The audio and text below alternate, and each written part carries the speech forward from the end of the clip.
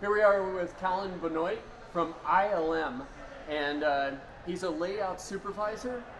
Thank you so much. I just got to see you speak at the Oklahoma City Digital Heroes, main event. Yeah. And very exciting. Thanks for taking a moment to talk to us. Oh, well, thanks for having me. How did you get into this? You didn't start as an animator, did you? No. I started my career at ILM actually as a technical assistant, which means I watched renders overnight. So I spent a year working night shift, putting in my time. Oh, God. Yeah. And then just doing the graveyard. Just doing the graveyard shift and writing scripts. I have a computer science background, but oh, wow. I kind of wanted to do practical effects, so animatronics, and I kind of wanted to work with Jim Henson or do that kind of work, and that sort of dried up. Yeah. So I learned CG on my own. At what point, what were you trying to do when you were young that made you wanted to get into ILM? Sure. Well, I was a kid, and like a lot of kids of my generation, I was obsessed with Star Wars and also anything to do with like giant monsters and just crazy robots, anything like that. And I was fascinated by a lot of the Jim Henson stuff, like Dark Crystal, things like that. Oh, God, yeah. Right, and seeing things that were done practically that he did with robotics kind of fired me up. I thought that was really interesting. I thought the work that he was doing with robotics and entertainment was fascinating to me. Maybe I was the only kid who thought that was cool, but I was very excited. So I wanted to do special effects, practical effects. Yeah. And so that was my goal. But I always wanted to be, I loved movies, I loved film, I loved storytelling. But the big part of it was this magical realm, that's completely foreign world that I wanted to be part of. So you went to school for electrical engineering and focused a little bit on robotics as well? I did. So it was like mechanical, electrical, and computer science all together. And that wasn't all that popular, which I guess was good for me, but they didn't really have a whole lot of computer graphics where I went to school. So I had to learn that part on my own. Yeah. And while I was in school, I realized that the special effects that I really wanted to do, that was all drying up. That was pretty much gone, or getting to be gone. Becoming post-CG. Exactly. It was all going to the CG realm. I mean, I saw Jurassic. That's gotta be a frightening moment. Well, I saw Jurassic Park, and that was pivotal. It was, yeah. Oh my God, okay, you can do this, and this is exactly what I want to do, but it's all on the computer. Well, I want to learn it. So if digital tutors had been around, I would have been in a much better position. But that would have made life a little easier. Right. So instead, you had to teach yourself. Yeah. So I spent many nights learning Maya on my own, and I scrounged for information, read some books. I just kind of learned on my own, and I did some animation tests and enough to like put a little reel together, along with work that I had done that was more just programming and things that were of that nature. So, and from that reel, yeah, I got a job as this technical assistant, essentially doing script writing. Okay. So my computer science background helped me to get my foot in the door. I see. That was all. I was ground level, sub-basement D is what I like to say. Not even ground level. I was down here with the vault. Yeah.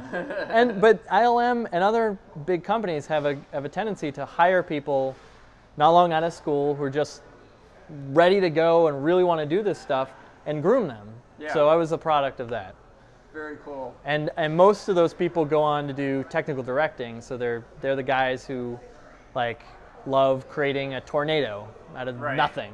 And I think that's cool, but I was more interested in filmmaking, just the actual practical side of filmmaking. And so the layout department came along, and I jumped into that and fell in love with it. So you saw an opening and you took it. I did, yeah. That's awesome. Yeah. And then you've gotten to work on such huge films as, you worked on Star Wars? Episode 3. Episode 3? Hulk, the first one, way back. The Ang Lee Hulk was the first one that I actually did layout production work on. Yeah. And that's where I cut my teeth and learned how to do match moves, which may not be the Which is most exciting hard thing for some people. And it's necessary. It's the foundation. There are certain rules in match moving that I would love to teach that. Yeah. to talk about really how do you really match move, because it's an art form and a lot of people just throw it into Buju and they get a camera out and then they continue on their work.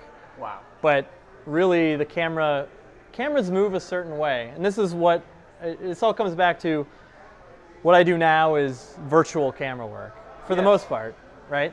Yeah. But that is all based on practical camera work. Yes. So how does a dolly move versus a Steadicam versus a crane versus handheld?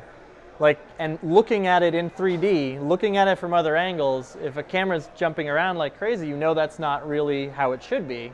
Right. So a match move should reflect that. If it's a crane shot, it's a nice arcing crane, like all that stuff. So that's tricky. As smooth as can be. So at this point, where do you think your career is headed, or where would you like to see it go?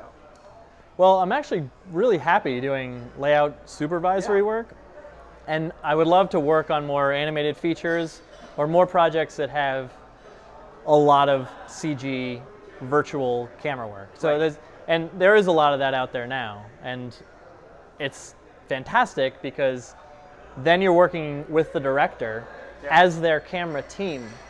So you're the camera department, and the director comes to you like they would for their camera operator or the cinematographer, and basically discusses how a shot should be, and how a sequence should unfold, and how to tell a story. It's all about an arc. There's beats. I mean, it's all about storytelling. Yeah. I know you were a big part of Rango. Yes. What was the team like on that?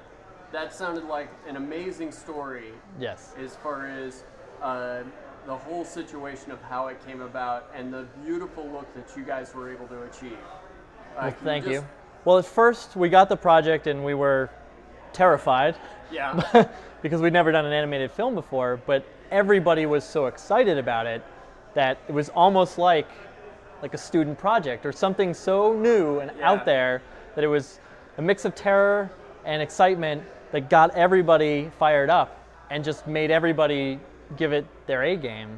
Right. And everyone knew that what we were working on was something special in their own way. And it was fascinating. For me personally, it was the highlight of my career because I got to tell a story from start to finish and work with a director hand in hand through the entire process at every step of the way, and it was mind-blowing. Cool. And everybody I worked with on my team was so excited, and it was a small group, and we were tight-knit, and it was great. I had a great time. Well, Colin, I wish you the best of luck. Thank you so much. I know you'll do great things. I can't wait to see it on the silver screen.